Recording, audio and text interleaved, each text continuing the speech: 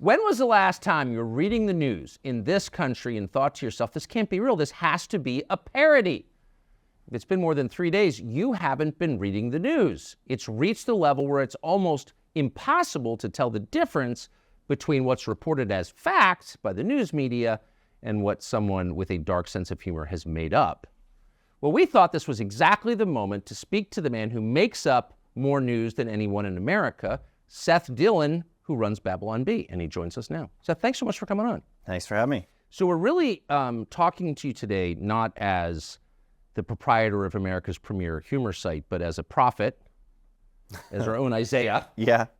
Because it turns out, and we went through quite a few examples, that the Babylon Bee's parody stories have come true in dozens, scores, nearly 100 cases. I'm going to put 3 on the screen and get your reaction to them to kind of set the stage to announce you as America's most accurate prophet. So let's go in order here. This is from January 2023. Here's the headline. Experts say they don't know what thing is causing everyone to suddenly collapse, but it's definitely not that one thing. Let's go to the news story. Something has been killing American young people in sharply rising numbers, but it's not vaccines. They don't know what it is, but they know it's not vaccine. They know it's not vaccines. They can rule that out safely. So when you see the news story that confirms what you thought was a pretty out there joke, what's your reaction? I mean, we're getting accustomed to it at this point, Yes. but you know, it's I think it's probably the most common misconception people have is that when the world goes really wild and insane and there's crazy stuff happening, that it's easy to satirize that, it's easy to make fun of it, and it's actually the opposite. We find that it's the way that I put it is, imagine if your job is to write jokes that are funnier than what Democrats are doing in real life. That's right.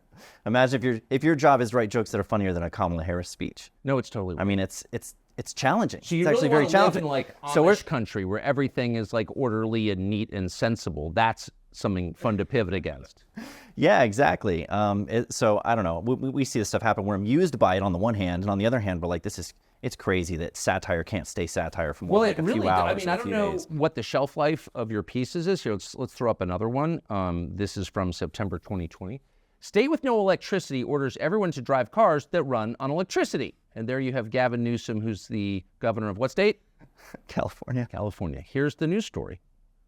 California is told not to charge electric cars days after gas car sales ban. How'd you see that coming? It's comical. I mean, well, in some sense, we're just reporting the news when we're doing this stuff. You know, like you see it happening. You see the madness happening all around you. You call it out, and next thing you know, it's actually in the headlines. But I guess the joke is you see the implications of the news? Yeah, the joke is that you see you can kind of see around the corner. And I think it's easy you can kind of guess at what people are going to go to next. What's the next logical step here, given where we've come? What is Kamala Harris's line about how where we've been and where we're going or something? The line she keeps repeating all the time. And wherever you are, you are. And wherever you are, you are. I don't know. I mean, you can kind of see around the corner with this, especially when you're trying to think to yourself, well, you know, what is the next insane thing that they could come up with that they haven't already come up with? Yes. You just throw that out there and see what sticks. I mean, eventually it's going to come true. How long are your story meetings? Well, it's a constant meeting. It's an ongoing meeting. It's just, you know, pitching ideas all day long. So we just pitch them back and forth. Based off that, we read the headlines, we read the real headlines, and then we exaggerate them a little bit. You know, we do this little caricature of the headlines, and then that's when they come true. Are you getting to the point where no idea is too outlandish for a joke? Well, I mean, I guess part of the problem is some of these ideas are too outlandish for a joke, but they do actually happen in real life, so people don't realize they're a joke. Right. You know? So you have these things, we'll publish a joke that's clearly a satirical joke, but everybody thinks it's true, and they share it as if it's true because they're so used to seeing almost satirical headlines in the real news. Yes. So reality is at fault for that. It's not that, you know, our jokes are too believable. It's that reality is too close to satire. Oh, we get fact-checked all the time. We've been fact-checked dozens of times. Snopes has fact-checked us at least 20 plus times. Do they know that you're a parody site? They do. When they used to attribute nefarious motives to us. They used to say that we were like misleading people on purpose with these jokes because they were believable and people were sharing them as if they were true. Again, not our fault. I think that's the fault of reality being too close to satire. Yes. But they would fact check them regular, ridiculous jokes like, AOC goes on The Price is Right, guesses everything is free, or That's a good joke, actually. Ninth Circuit Court overturns death of Ruth Bader Ginsburg. These are they're silly jokes, they're funny jokes, but sometimes people believe that it's true because you could actually see somebody doing this. Who came up with those two? I don't know. We don't actually put the name of the author on the article, so I'd have to go back and they're look. clever and see. enough. Yeah. We have a very, very sharp writing team. They're very good at this. Super good at this. I think one of my favorites that got fact checked was our joke about Trump saying that he had done more for Christianity than Jesus himself.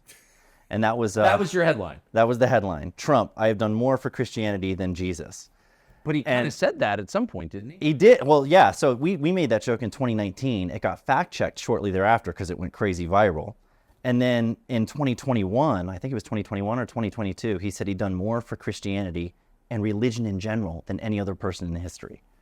So it's hard to tell sometimes. Are people reading our website and getting ideas for what to say and what to do? I don't know. But that one was kind of So how do you respond when someone fact checks a joke, AOC on Price is Right, Trump's better for Christianity than Jesus?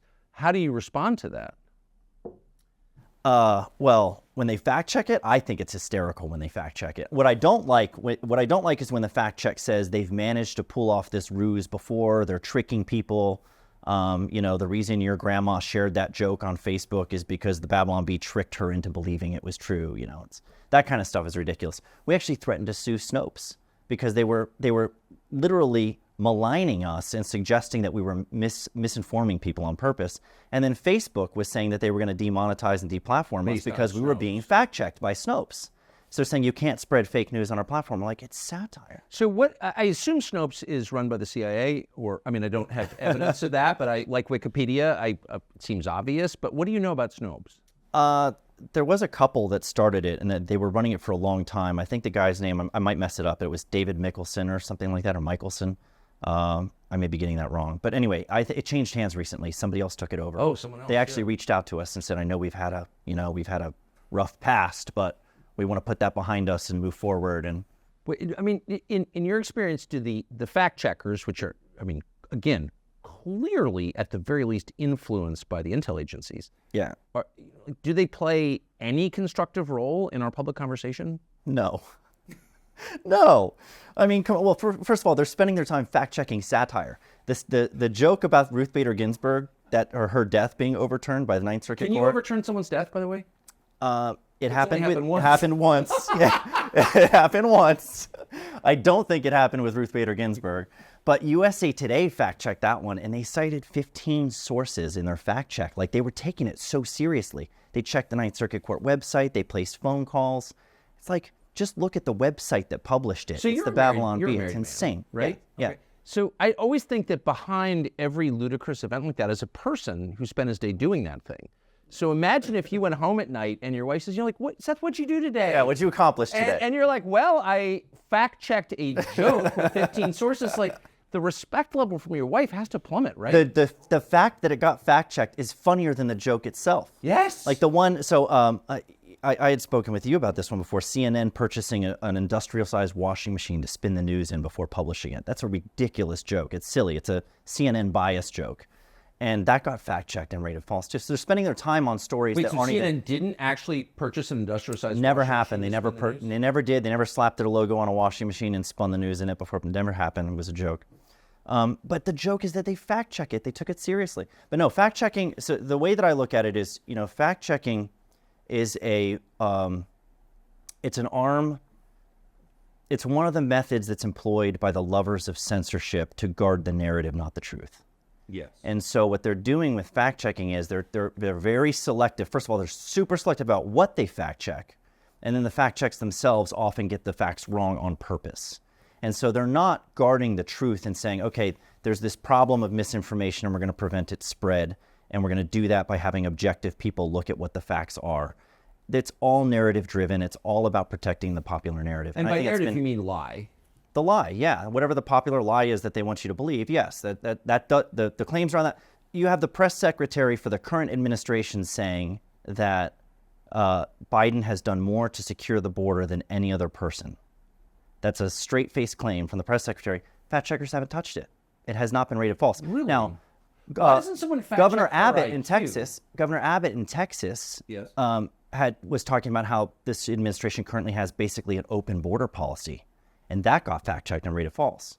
So the challenges to the narrative are fact checked and rated false. The narrative itself, which isn't true, is allowed to go unchecked. So normally we wouldn't care what the fact checkers say because they're obviously discredited. I mean, they're disgusting by their nature, but we have to care because they are the triggers that set into motion the censorship apparatus at the social media companies, correct?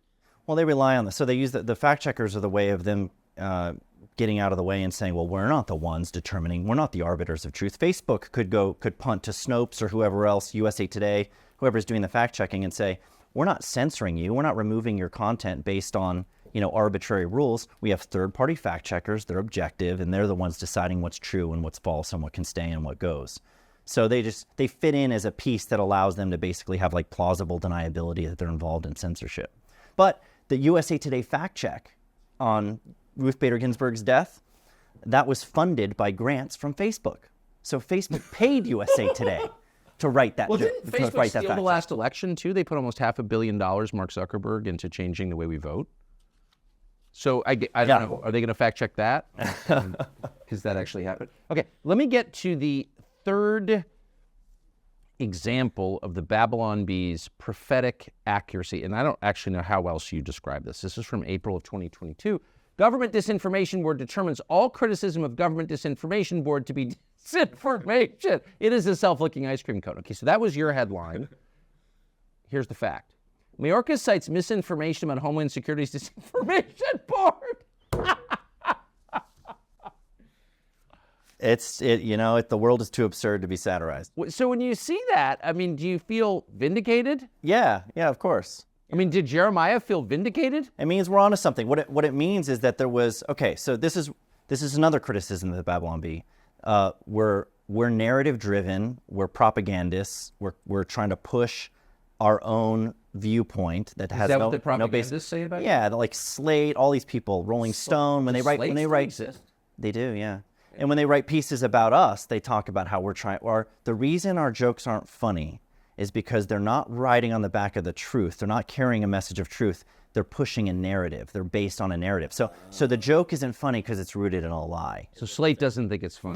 But I think the fact that we get fact-checked so much and these jokes are coming true vindicates that there is truth to them, obviously. They're rooted in the truth because they're coming true.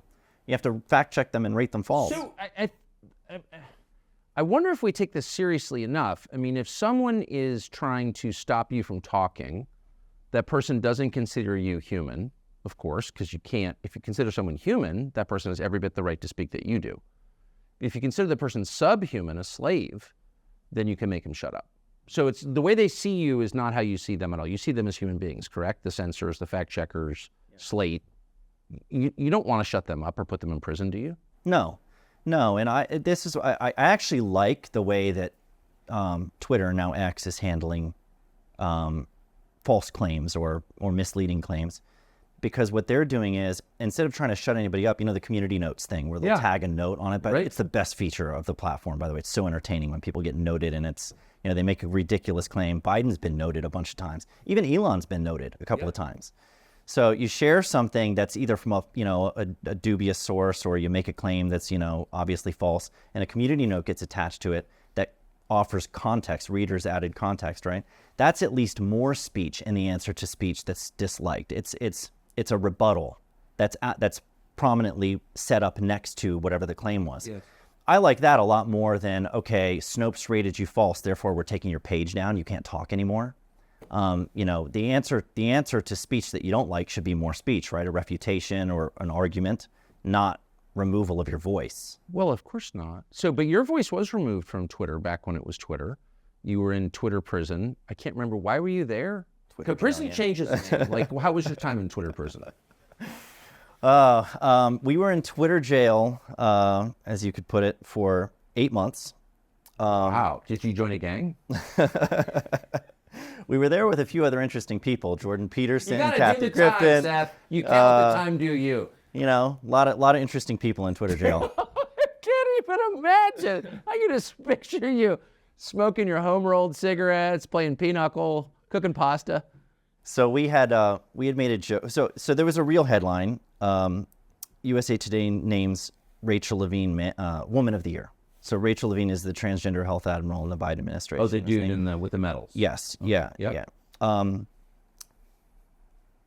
Woman of the Year. So that headline itself, I think, is comical. It's funny. It seems like a parody, but it's not. It's real. So we were thinking to ourselves, ugliest woman in America. What do we do? Very bold and beautiful woman. I don't know what you're talking about. Right. Sorry. Brave, stunning. So we were looking at this headline and thinking to ourselves, what do we do with this? Like, what is the angle here to make a joke out of what's already a joke? This is already a joke. Yeah. And women should be offended. Everybody should be offended that a male person is winning this Woman of the Year. But the only thing that we could think of to say was, okay, well, how about in defense of women insanity, we just simply say the Babylon Bee's pick for Man of the Year is Rachel Levine. So that was the headline that we put out there. Babylon Bee names Rachel Levine Man of the Year. So, you know, Twitter didn't like that. It's misgendering. That's so hateful. Yeah, exactly.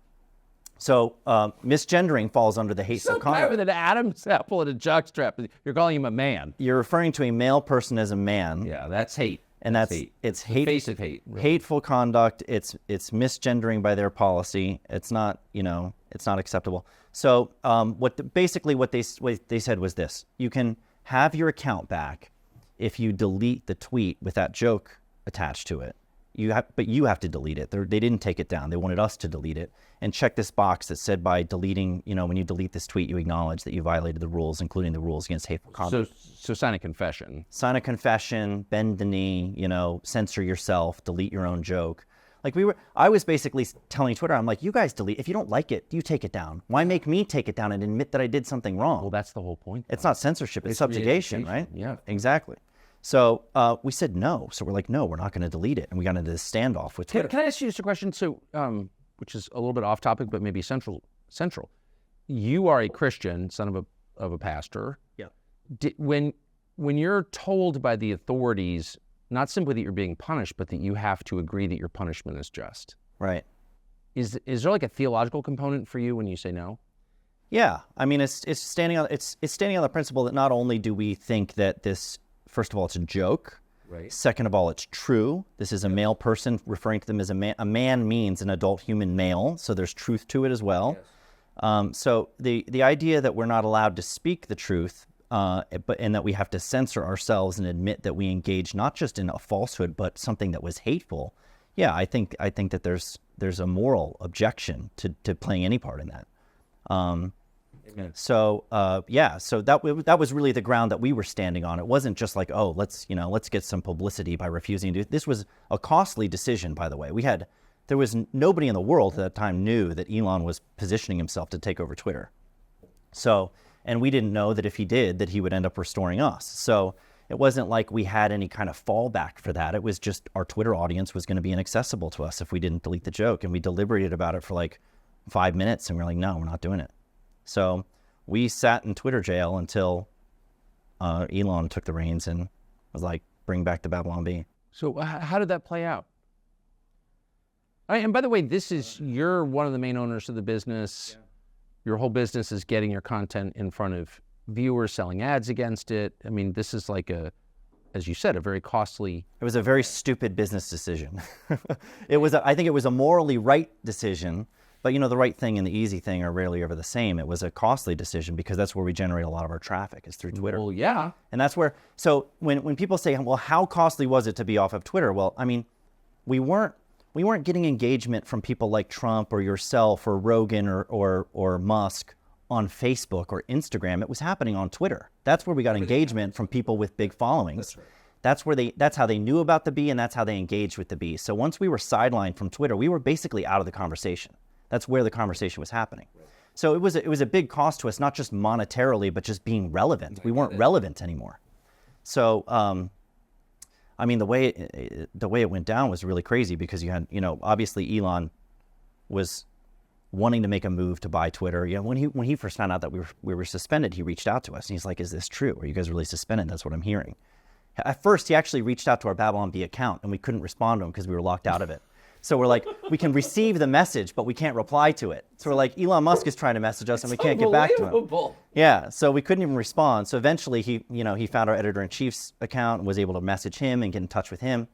So we're like, yeah, so we he got really made we an got effort suspended. to find you guys. Oh yeah, he was trying to get in touch with us to figure out what was going on. Because at the time, unknown to us and anybody else, he was already buying Twitter stock, and he was kind of positioning himself, looking at Twitter as like a potential acquisition. So, and the reason he wanted to do that is because he was concerned that there was a lot of censorship and people weren't allowed to speak freely on the platform anymore, and that something needed to be done about that. So then he finds out that the Bee is suspended, and he's like, "Are you serious? This is ridiculous. You should be able to tell jokes." So, yeah, so we had a conversation with him about, how insane it was that we were kicked off, and he's like, "Why don't you just delete the tweet to get back on?" And we're like, "I don't think we should. I don't think we should have to." And he's like, "Well, no, I don't think you should have to either." So fast forward a little bit. I mean, we were on a roller coaster there for a while because he was, he made an offer, and then he tried to get out. He tried to back out and say, "Oh, you guys misrepresented your numbers. There's all these bots. I don't want to buy bots. I want to buy real users." And so he was trying to get out of the deal. Maybe he bit off more than he could chew and was like having cold feet about it. It was quite a mouthful. Yeah. And then Twitter sues him to try to keep him in the deal. And so we had no idea if anything was going to happen, or if he was actually going to take over, if this was just a big publicity play or whatever. So I woke up to a message one morning. It was October or November last year. I don't know exactly when it was that he took over. But he finally closed the deal.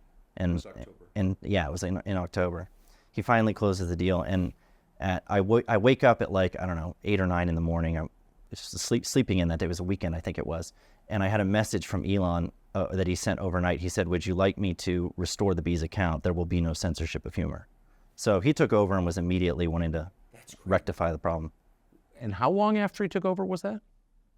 That was day one. Day one. So one of his first texts was to you saying, "You're restored." Yeah. Well, "Would you like me to restore your account? There will be no censorship from here." Come to find out, we actually didn't get restored for another month because he started, he went into the meetings with the trust and safety team, and they're like, "You can't just restore people.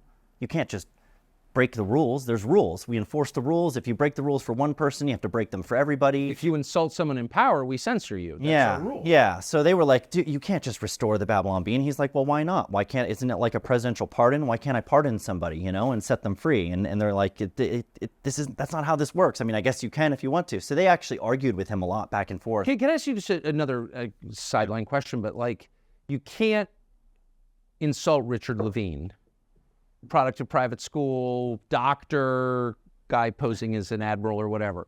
He's in power. He works for the current administration. But if you were to find some 45-year-old white guy drywall hanger in Iowa, is there anything that you would not be allowed to say about him? No, nothing. Nothing. Yeah. No. So including let's kill him and everyone like him. Right. No. So this is such an important point you're bringing up. The idea, this concept of who you can and can't make fun of. So Richard Levine, Rachel Levine, whatever you want to call him, Man of the Year, high-ranking white male government official. Yeah. High-ranking white male government official. And this is a person that you can't joke about because they're marginalized and oppressed, supposedly. Do words even have meaning? What does the word marginalized mean? Dylan Mulvaney. Is Dylan Mulvaney on the red carpet at these events and sponsored by every major brand marginalized and oppressed? What does that word even mean, to be marginalized, right? So we're looking at this and we're like, so wait a minute. They're telling us they have a rule. Facebook now has a rule. The other platforms are adopting this rule. And they're trying to make comedians live by the rule you're not allowed to punch down. That's what they say. You can't punch down. And punching down Dylan means... Mulvaney towers above the rest of us in his power, right? Right. But the rule against punching down... You or Dylan Mulvaney? I can't get anybody censored for making fun of me. So I think if you have the will and the power to silence people who so much as make a joke at your expense, then you have more power than anybody. You're punching up. Exactly. Ibram X. Kendi has way more power than anyone in the county I live in. Right. Yeah, so this idea, the punching down, the number one rule of comedy should be funny. It's to be funny, right? When a humorist or satirist, a comedian is sitting down to write a joke, they should be thinking to themselves, is this joke funny? Not, am I going to be making fun of someone who supposedly has less power and privilege than me, but can actually get me punished if they're offended by my joke? Right. And it's but I think it's a matter of reclaiming the language. Like Dylan Mulvaney, Rachel Levine, I mean, these are our rulers, actually. Right. Yeah, they're the most powerful and privileged people in our culture, and you're not allowed to joke about them. So, that Except tells for Michelle Obama, and that's who is yeah, oppressed. yeah. And I mean, everybody understands this too. It's a well-known saying that you can tell who rules over you by who you're not allowed to criticize or who you're allowed to joke about, and that's exactly. I don't the think you're even allowed to say that, though. Are you? Probably not. I don't think you are. Yeah. That's hate speech right there. Yeah, but we're not punching down. Truer. We're not punching down. I think we're punching back. But this is the thing. So comedy. When they make this rule, there's a number of elements to this too. Imagine thinking to yourself when you're making a joke too, like, you know what? I shouldn't joke about those people. They're beneath me. Imagine if that's the mentality that you're in, right? Like, that's a condescending mentality. Well, any man who's ever lived in a dorm knows that mocking somebody is a sign of fraternal friendship. That's your peer. Right. I had a friend whose birthday was this morning. I mean, I sent him a whole barrage of insulting jokes about his age and his sexual potency, and that's the first thing I do when one of my closest friends gets older. You know, the way of treating each other equally is joking about each other indiscriminately. So yeah, I think comedians who, and this is why so much of comedy is not funny today. It's my chief criticism of like late night comedy, which I find unwatchable. I think it's totally unwatchable. But also contemptible. I mean, they're collaborators. They're just like the fact checkers. They're guardians of the narrative. They are. How can Jimmy Kimmel live with him? Like, Jimmy Kimmel is a talented guy, and I don't think he's like an evil person or something. But he's made this deal where he just serves power and attacks anybody who challenges power. Like, honestly, how can he look in the mirror and say, "I'm doing something honorable"? Like, how can he live with himself? How can his wife sleep with him? Well, it'd be I mean that. It'd be one thing. It'd be one thing if his job wasn't to be a comedian and to do that, but his job is to be he's supposed to be funny, and comedians are supposed to hold people in positions of power accountable. Suck up to the people in charge. Exactly. He's their Praetorian guard. Yeah. And it's like the self-hatred he must feel, because he wasn't always that's my point. Yeah. I mean, Colbert has always been a hard partisan, talented guy, but obviously he's not a comedian. But Kimmel was a comedian. Like, how does he? I don't understand. I don't know how he can sleep. He might buy into the narrative to the extent that he thinks it's morally wrong to joke about these certain topics. But it's not just that. He's like pouring hot oil on the peasants from the parapet. Right. Like, he's hurting anyone who challenges the king. Right. It's crazy. It is crazy. It's upside down. The comedians should be poking holes in the popular narrative, not propping it up. Jimmy Kimmel is. Like, truly. No, I mean it. You said it, not me. No amount of money is worth what he's doing, in my opinion. Yeah. Okay, so speaking of handmaidens to power who want to kill you and anyone else who speaks the truth. So you get back on Twitter, and this deeply upsets a figure called Brandy Zadrozny, assuming I'm pronouncing its name correctly. And I'm also not guessing gender on this one. But I will say, as you watch this clip, this is Brandy Zadrozny complaining about you speaking out loud.